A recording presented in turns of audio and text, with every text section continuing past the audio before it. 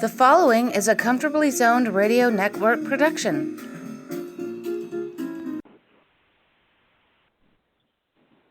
Thank you, Tally Olson.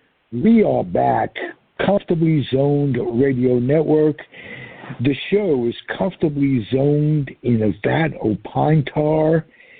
It's about the book, which is a book about podcasting. Hard to explain, but George Grimm and I wrote what we consider to be a terrific baseball book, and what we do on the show is talk about the writing of it. We have guests come on that were featured in the book.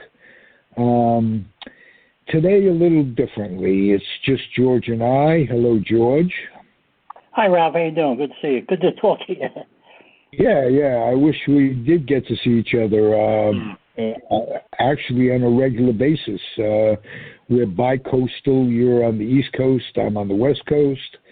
And we have a little sad news from the Comfortably Zoned Network. Eric Lenneberg is in the process of doing the audible on the book. He's a major league announcer and happens to be a terrific friend of mine and a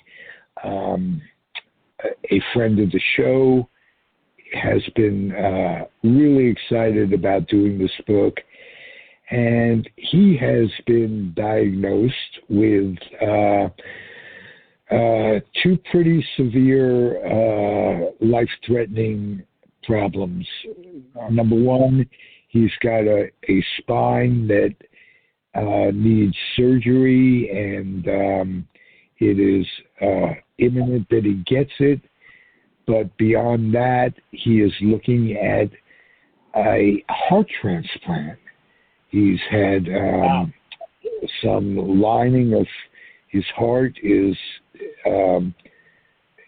affected, and he's got two very, very serious problems. And as he says, quote, "I'm a fighter, but this is getting crazy." So we gotta wish him all the best. He's a terrific guy, and like I say, he's indispensable to us. He's about halfway through the audible of the book, and we're just hoping he recovers enough to complete it, and his recovery is a complete one. So all the best to him from both of us and the entire Comfortably Zoned Network and the baseball community. I posted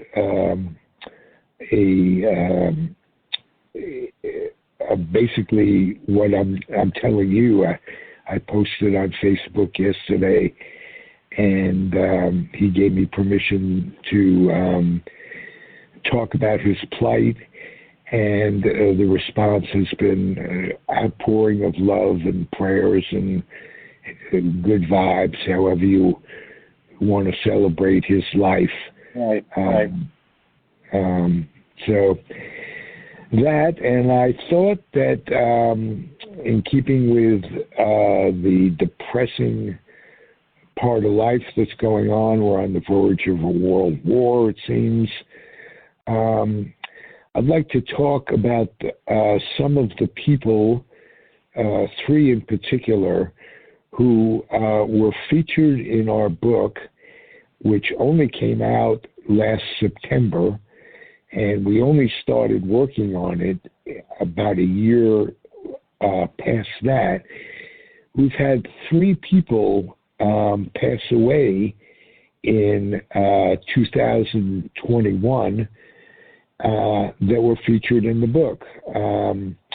One of them was perhaps my favorite interview of all time, Peter Golenbach and I got together with Bobby Brown, the late Dr. Bobby Brown, who was in his 90s when he gave us the interview. And Peter wrote about Bobby Brown, mentioned him in his book Dynasty, which is about 50 years old. And they reunited on the phone, and it was terrific.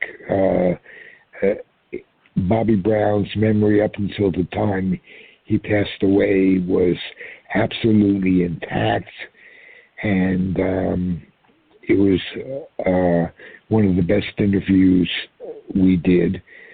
Two other people. Yeah, that was one of the first podcasts that I worked on for the book, and it was very, very good and very interesting. And he's a very interesting man. I was very impressed by his, the way he would remember things and his life. He was a cardiologist. He served in Korea. He was the third baseman for the Yankees for a while. The title of the chapter was "It Helps If You Can Hit," because he always came late to spring training because he was in school, and we asked him. Well, you asked him. Did that cause any problems? And he said, "Well, it helps if you can hit," because he was a good hitter, especially in the World Series. He had a 4.39 average in the World Series, and he won four championships with the Yankees. So he was a valuable post-season player for them.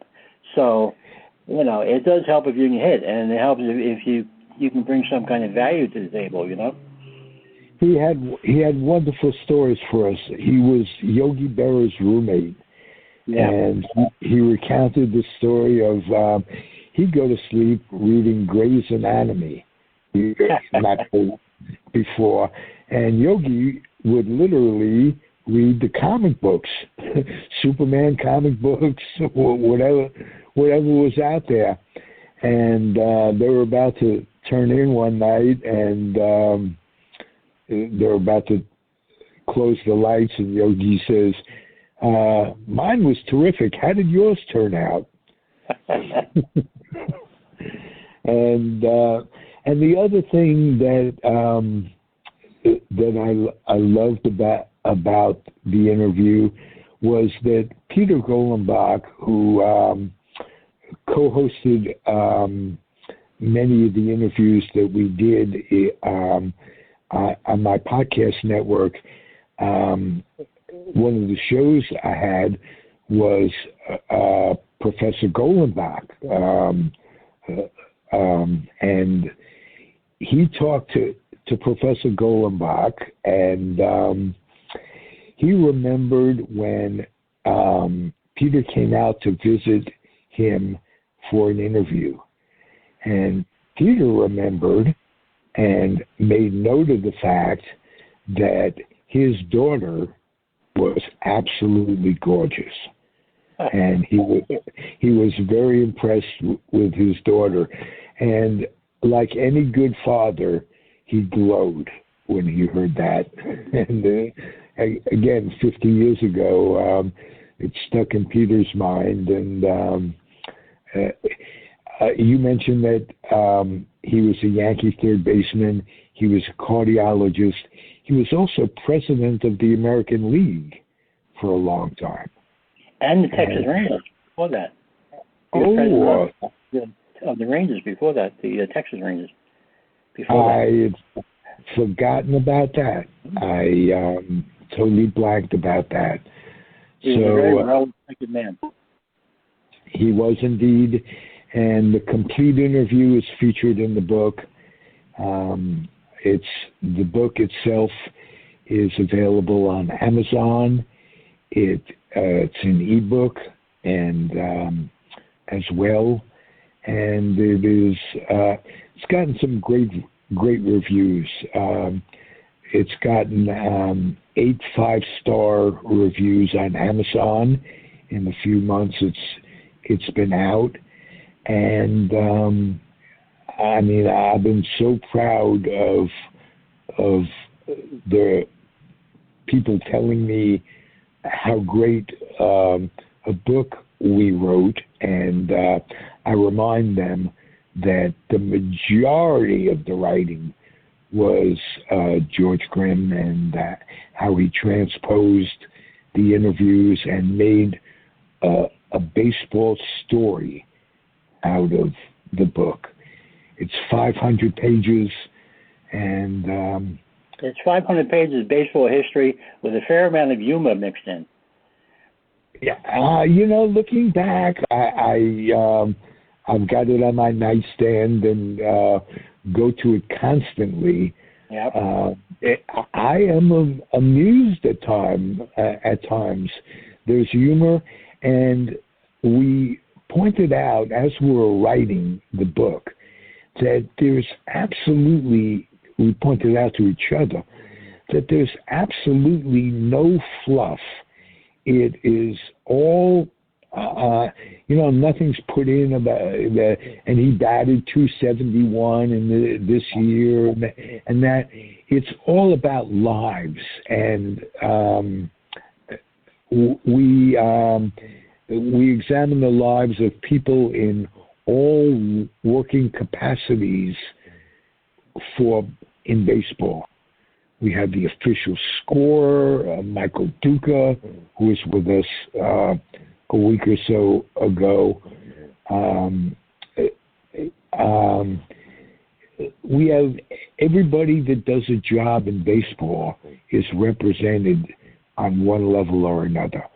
We talk to superstars, but more importantly, we talk to the average player who was articulate enough to recall the times and can presented that ability better than some of the superstars that I've talked to. I continually glow, and before I turn it back to George, I want to talk about one response that I got from a guy named Sil Abel, who wrote a book on the Eastern Basketball League, and he's my Facebook friend, and we exchange books. And his response was that it is complimented me terrifically. He says, it's bathroom reading. Yeah. You can go in and pick it up anywhere and find a story to read and something to think about. And another terrific response I got about the book from Jerry Feidelberg was that he's read it 2 or 3 times, and he says, I could pick this up again and read it, and I'm going to learn something new again. Yeah, there's a lot of good stories in there, Yeah. And that all comes from your skill as an interviewer, Ralph. You're a very good interviewer. You get things out of people that normally in an interview that you might read about somebody in a newspaper or a magazine, you wouldn't see some of these things. But you get things out of them that you wouldn't see ordinarily, and that's part of the charm of the book. There's a lot of stuff in there that you're not going to read anywhere else. So. No, certainly not. And I think we're done writing books, at least baseball books. This was, I like to say, it combined. It was arduous in the sense that it meant so much to both of us that we wanted to get it right. Right. But it was fun writing.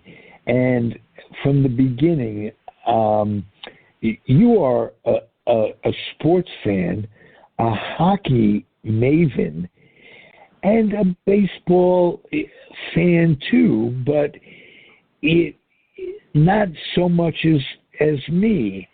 And my goal was to keep it interesting. I present you things, interviews that I wrote, and pick out the ones that you'd like. And if you'll recall, every week I would ask you, does this interest you? Is this keeping your interest? And your response kept me going. Right. Because all but one topic, you really enjoyed writing. Yes, I know. All but one topic, right? and what I don't think we're going to mention that topic, because I thought that topic was incredibly interesting, and it was almost the fight. Should we leave it in? Should we take it out? I like this, but oh God, you're not going to talk. We're not going to talk.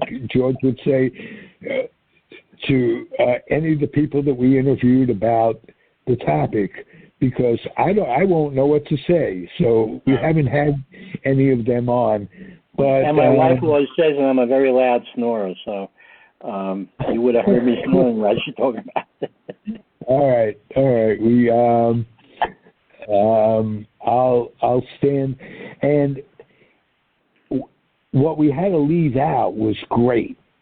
And when I say we're done with books, we may yet decide that there is enough that we left out to make another book. Yeah, you never know.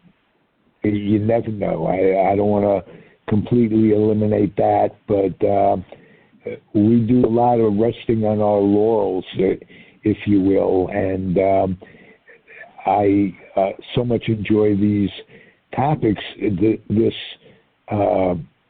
This podcast specifically, because it brings me back to the fun we had and the enjoyment. So let's get on with it a little bit. Next person who is no longer with us, gave a great interview, was one of my favorite Yankees. I wasn't a big Yankee fan, but I was a Yankee growing up in New York. You could only be a fan of the Giants, Dodgers, or Yankees. Not all of them, and just one, it seemed.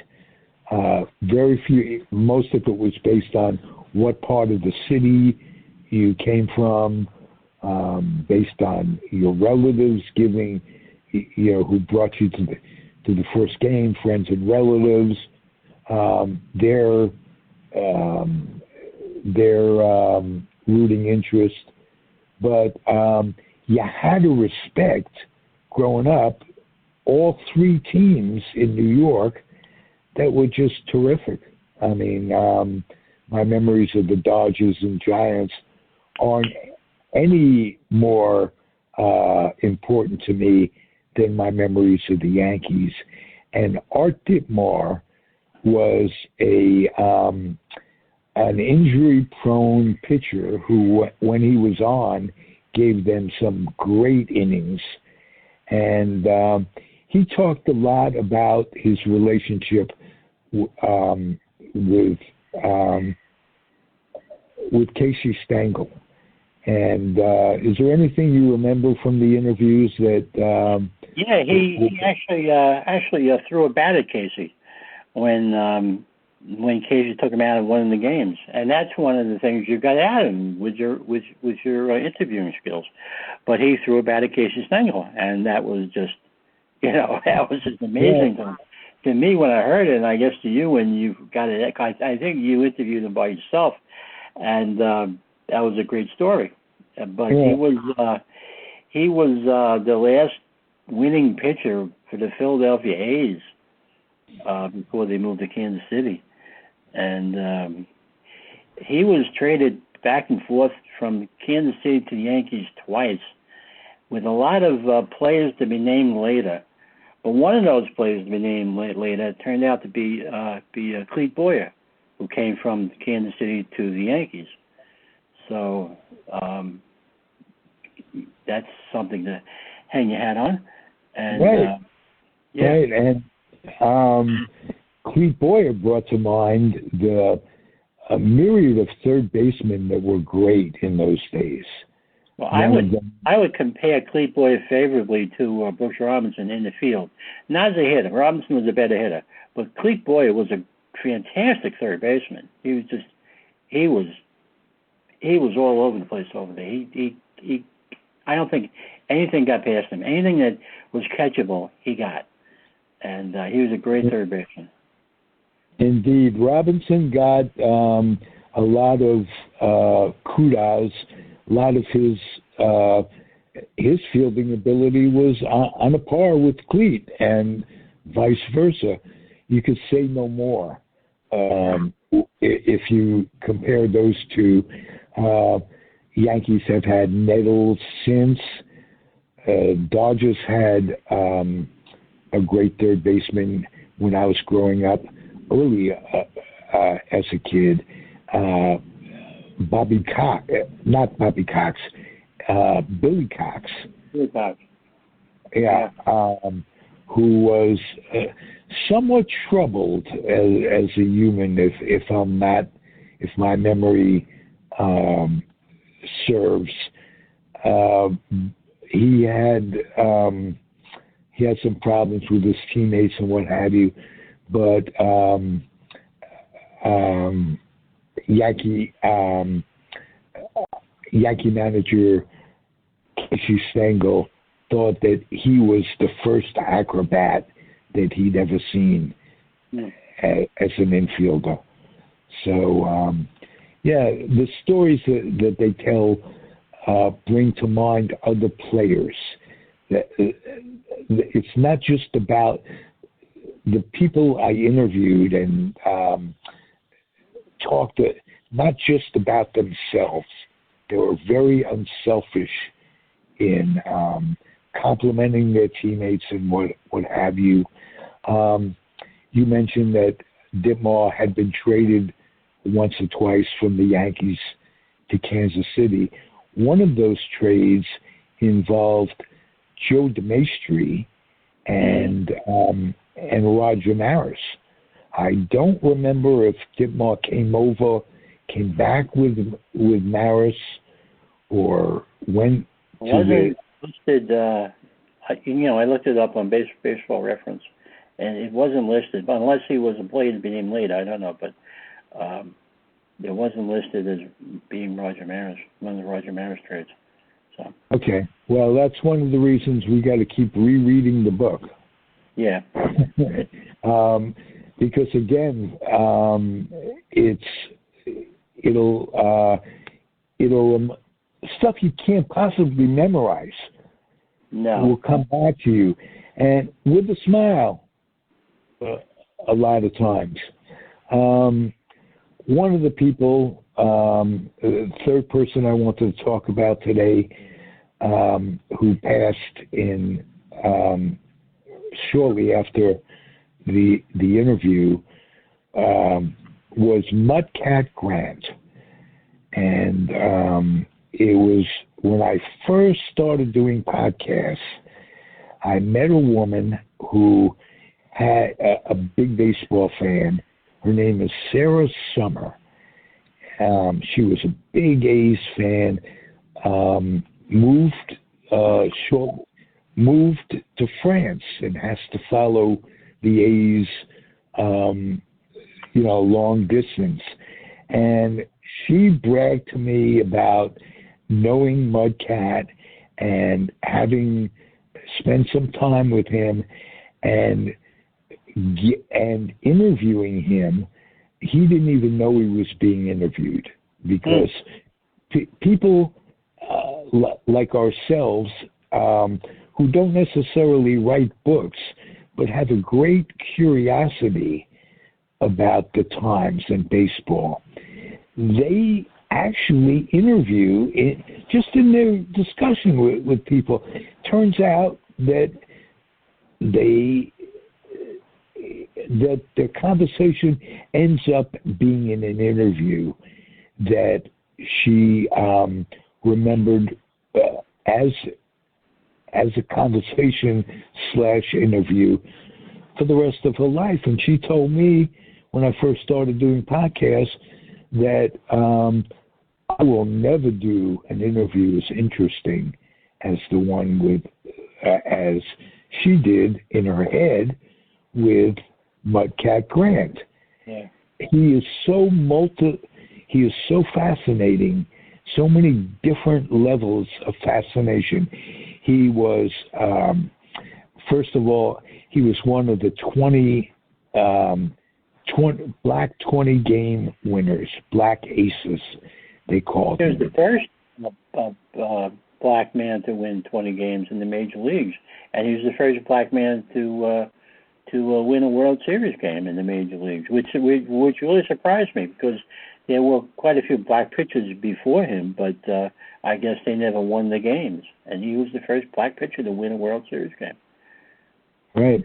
And he was, not only that, he was a poet, and he was involved in baseball after Jackie, naturally, Jackie Robinson in 47.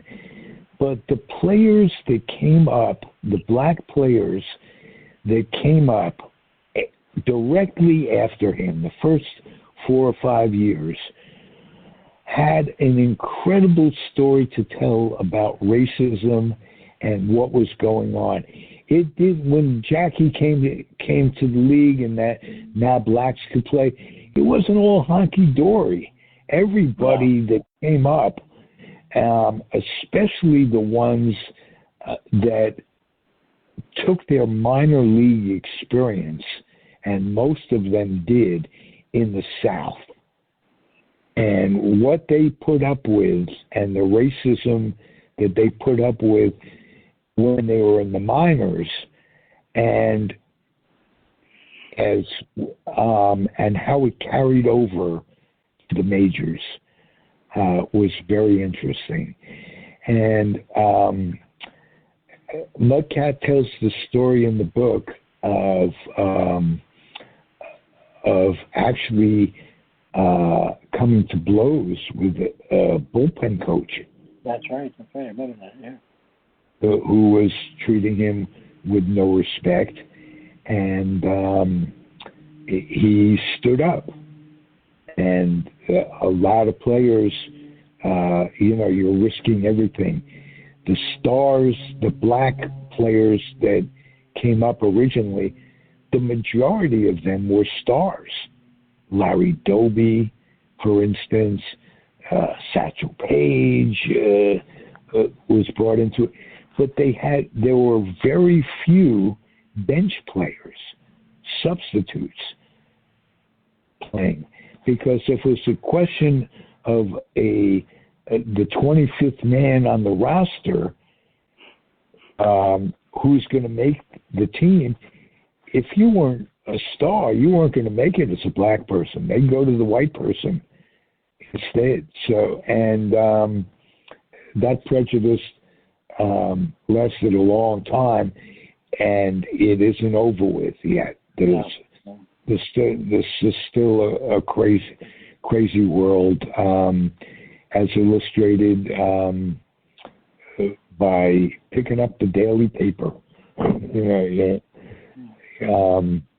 Well, Mudcat roomed with Larry when he came to the Indians. Mudcat roomed with Larry as his first roommate, and Larry gave him his nickname Mudcat because it said he was as ugly as a Mississippi mudcat, which is a kind of catfish. So I looked that up this morning, so it's right in there. Did you look it up in our book? No, it's not in the book, no. Sorry. Okay. Next. I didn't think you'd have.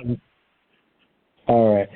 Well, the next thing I want to say, and probably the last thing I want to say, is that when Mudcat Grant was traded to Minnesota between games of a doubleheader, wow, the person that greeted him with Minnesota was Harmon Killebrew. And Harmon Killebrew took him under his wing at that time. And we didn't even realize it. I didn't even realize it until recently, just how racist the Midwest is. Minnesota, all these crazy police shootings and all this stuff. It's when you think of racism, you think the South, the Dixie. But it's not just that. And Killebrew was a mention of a man enough and a human being enough not to let race affect him in any way. And Mudcat absolutely was taken by that. They became lifelong friends, and Mudcat sang a spiritual at Harmon's funeral. Okay. Again, when some of these interviews you ask me, like with Ditmar, if they tell me something, I get off the phone and I go, Art Ditmar told me he threw a bat at Casey Stengel? I mean, and we talk about this. We are Walter Middies. We're getting stuff that no one gets. You know, no one receives unless they're doing this sort of stuff. And it has made for 10 years of podcasting before the book, and now I'm continuing to make to podcast and have them be interesting, and keep it going, and it keeps me going too. We're both over a certain age, big 7-0, and I've realized that the people that are the most happy in retirement are the ones that keep their minds going. And talking about that, I had a lot of friends who said I was going to be bored in my retirement, and I'll tell you something. I was bored in my working life. I am not bored now. I have so many irons on the fire between this and between all the hockey stuff. Sometimes I just don't know what I'm going to do. Tell us about the hockey. You appear in the hockey news, and that's right. Like the sporting news is the Bible of baseball. Hockey news is the Bible of hockey. You wrote 2 books on hockey, one on the late Emile on the Rangers, and extensive interviews with Emile Francis. Your literary guru. Tell about your literary guru. Well, that would be Stan Frischler. I mean, that first book, We Did Everything But Win, which was about the Rangers of the early '60s, late through the '70s that I grew up watching. After it was published and everything, I sent him a copy, and he called me up one day, and he said, "George, I got some good news and some bad news." I said, "Oh crap, what?" And he said, "The good news is that I love the book. The bad news is that it was too short. I could have read about 100 more pages." So he really liked the book, and that put me on the map as far as he was concerned. And since then, he has really taken me under his wing, and he's put comments and things I've written in the official report when he was doing that, and now in the hockey news, and he's always trying to push my books, and this third book I'm working on now, which is about the 1940 Rangers. If I have a question, I send him an email, and he answers me right away.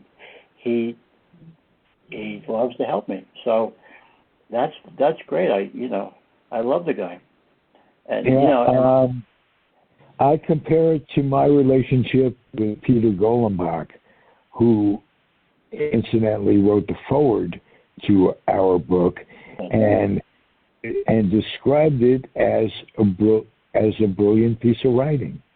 Right. Now, can you imagine two guys sitting here, both sports fans that ran up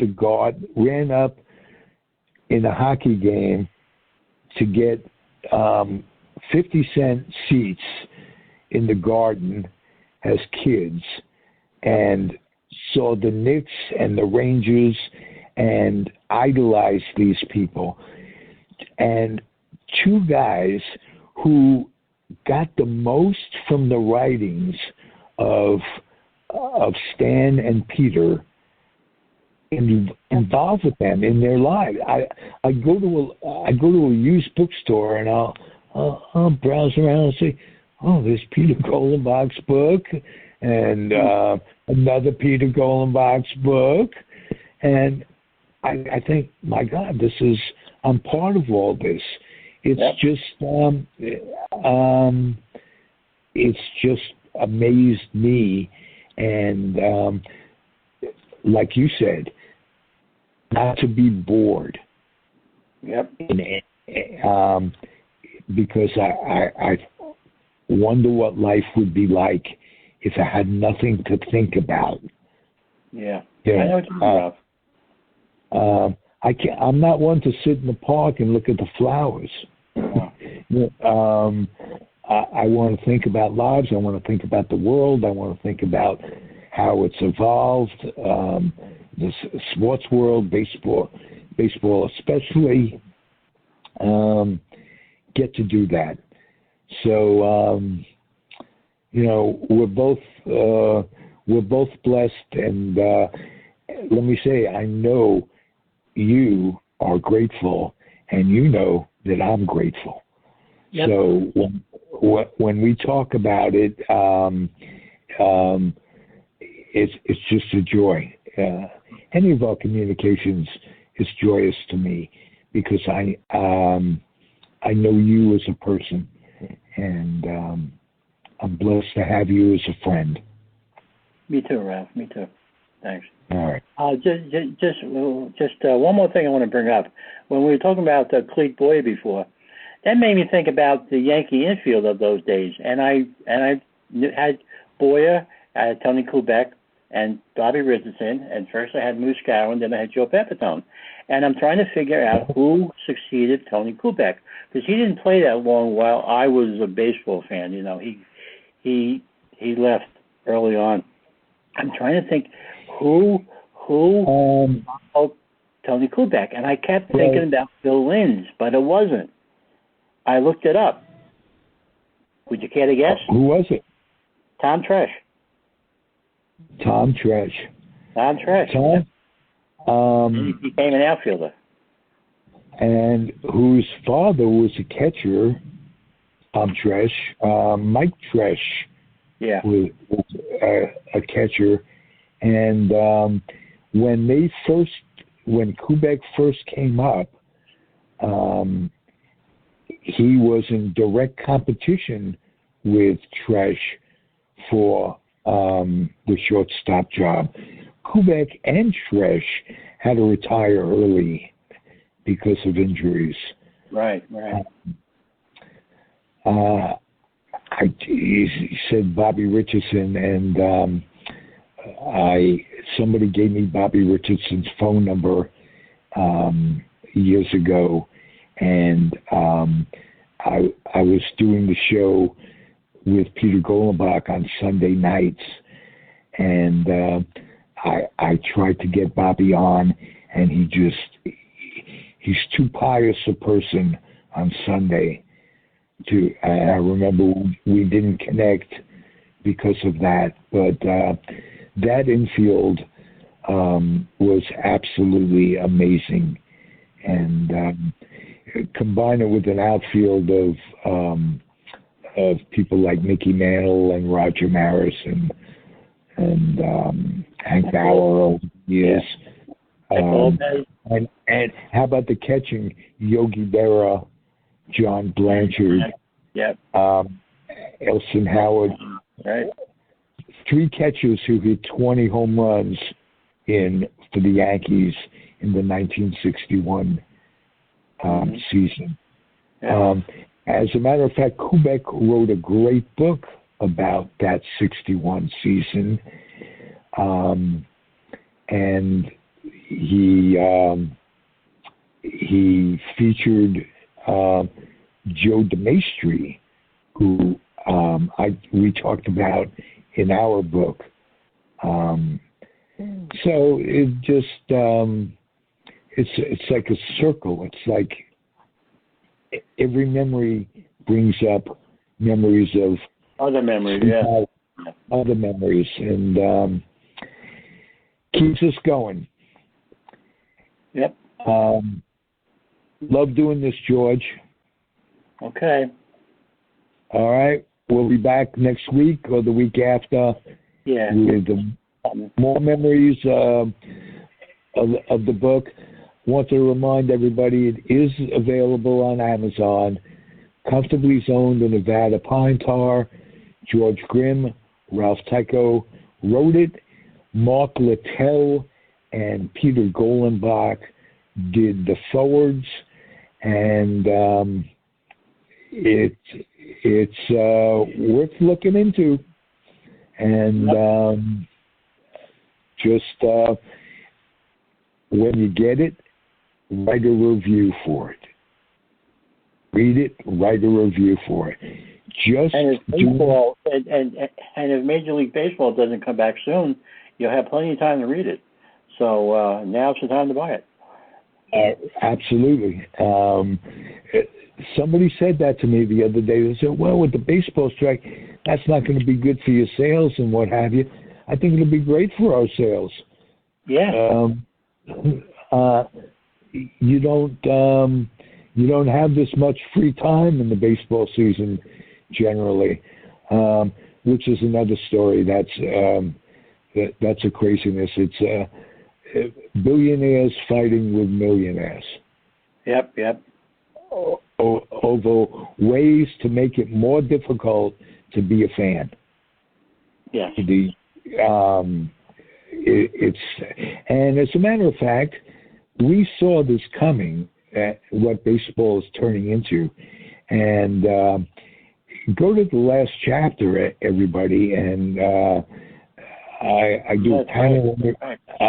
I do a panel interview with the likes of George Grimm III, whose dad was a longtime major league player and coach, considered to be the fastest man in baseball, and Bill Veeck did a promotion with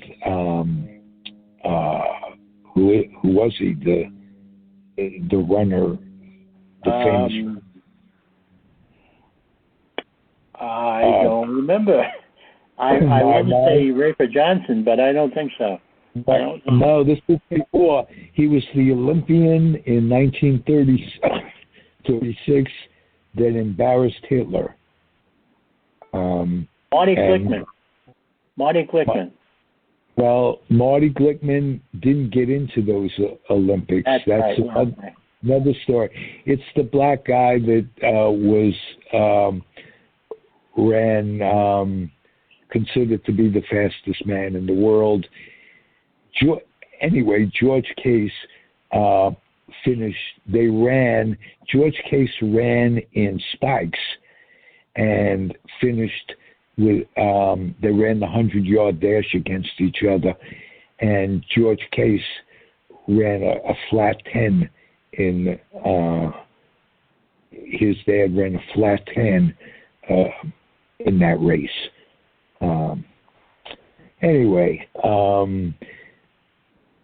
George Case, Alan Blumkin was on that panel.